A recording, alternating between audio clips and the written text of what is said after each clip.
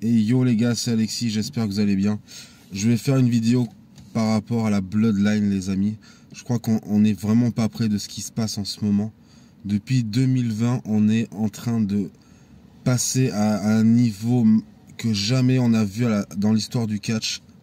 Ça fait 4 ans maintenant qu'on est sur une histoire complètement dingue. Avec Roman Reigns qui a explosé en tant que Tribal Chief. Les Usos qui ont eu leur meilleur règne en tant que tag team. On a la plus grande histoire du monde du catch, les gars. C'est un truc de dingue. Ce qu'il y a eu samedi, là, ça augmente encore le niveau de la Bloodline avec Solo Sikoa, Tama Tonga, Tangaloa, maintenant Jacob Fatu qui vient d'arriver depuis la semaine dernière. C'est une histoire de dingue, les gars.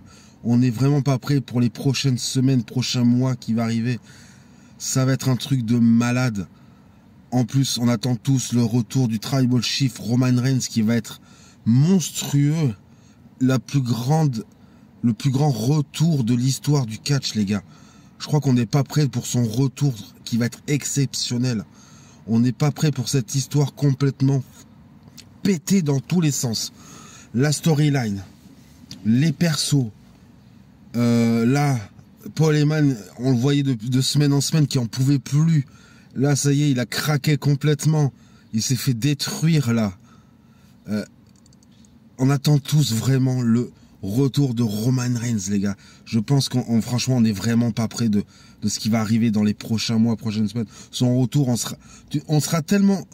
On est tellement déjà excité de le revoir que là, techniquement, on va être encore plus excité parce que quand il va revenir, on sera même pas capable de décoller de notre siège. Tu peux être sur ton canapé, ton fauteuil, ta chaise, même sur tes chiottes le jour de son retour à la WWE, tu décolleras même pas de ça.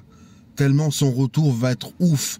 Déjà quand The Rock est revenu en janvier, la pop était monstrueuse, mais celle de Roman Reigns va être la plus grosse.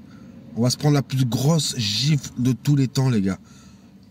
La Bloodline, c'est l'histoire de la WWE. On pourra en parler dans 5, 10, 15, 20, 30 ans, les gars. Cette histoire, elle nous aura marqué une génération de dingue. Alors peut-être que certains resteront pas définitivement à WWE. Mais si tu laisses... En plus, imagine, là, on a eu Jacob Fatu. On aura Zilla Fatu qui va peut-être arriver. Le frère de Tangaloa et... Non, ça y est, je l'ai loupé. Enfin bref, vous m'avez compris.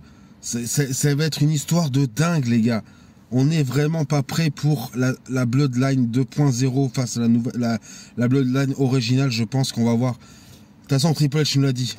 On n'est pas prêt de ce qui va arriver dans les prochaines semaines, prochains mois. Donc dites-moi en commentaire ce que vous en pensez. Désolé pour les bafouillages et tout, mais cette histoire, elle est complètement dingue. Je suis hyper excité comme jamais. Et j'ai hâte, très hâte, de découvrir la suite, les gars. Dites-moi en commentaire ce que vous en pensez. Ça m'intéresse énormément votre avis sur l'histoire de la Bloodline en général. Allez, à plus tard.